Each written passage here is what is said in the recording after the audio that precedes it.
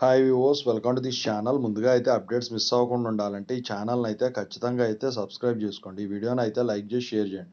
Telegram link, WhatsApp link రెండు డిస్క్రిప్షన్లో ఉన్నాయి. ఖచ్చితంగా అయితే జాయిన్ అవ్వండి. పీడిఎఫ్స్, మెటీరియల్స్ వాటి కోసం ఎప్పుడైనా వీడియో పెట్టినప్పుడు అప్డేట్ మిస్ అవ్వకుండా ఉంటుంది. సో ఇందులో వచ్చేసరికి చాలామంది స్టూడెంట్స్ అడుగుతూ ఉన్నారు, జేఎన్టీహెచ్ 2122 బీటెక్ రిజల్ట్స్ రిలీజ్ అయినాయి. మరి 3023 R18 వాళ్ళకు ఉన్నాయి కదా జేఎన్టీహెచ్వి, అవి అప్లై చేసుకోవచ్చా? ఇప్పుడు అప్లై చేసుకుంటే ఎలా అప్లై చేయాలి?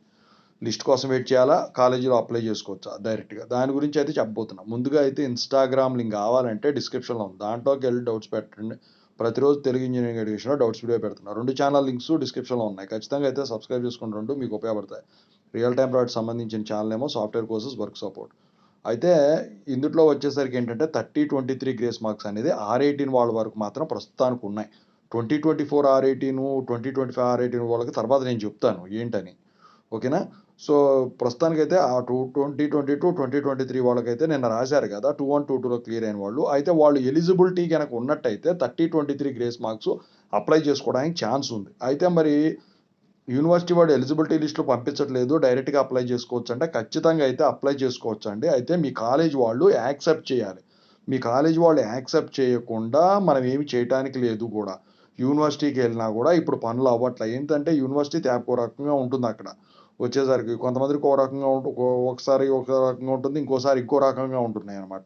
ఎందుకంటే ఇప్పుడు అడ్మిషన్స్ టైం కాబట్టి, కౌన్సిలింగ్ టైం, ఎంసెట్లు ఇవన్నీ ఉంటాయి కాబట్టి వాటి గురించి ఇప్పుడు ఎలిజిబిలిటీ లిస్టు కానివ్వండి, లేకపోతే కొత్త పనులు ఏమైనా కానీ పెట్టుకోవడానికి కుదరట్లేదు. అయితే ఇట్లాంటి పరిస్థితుల్లో మీరు రిక్వెస్ట్ చేసుకొని మీ కాలేజీ వాళ్ళు కనుక యాక్సెప్ట్ చేస్తే ఖచ్చితంగా అయితే మీరు అప్లై చేసుకోవచ్చు గ్రేస్ మార్క్స్. ఒకవేళ వాళ్ళు క్యాంపైన్కి వెళ్ళకుండా అడ్మిషన్స్ కోసం ఎగ్జామ్ సెల్లో కనుక ఉన్నట్టయితే యాక్సెప్ట్ చేస్తారు. లేకపోతే మళ్ళీ ఏం చేయాలో వాళ్ళే చెప్తారు. లిస్ట్ అయితే బరాబర్ వస్తుంది ఖచ్చితంగా.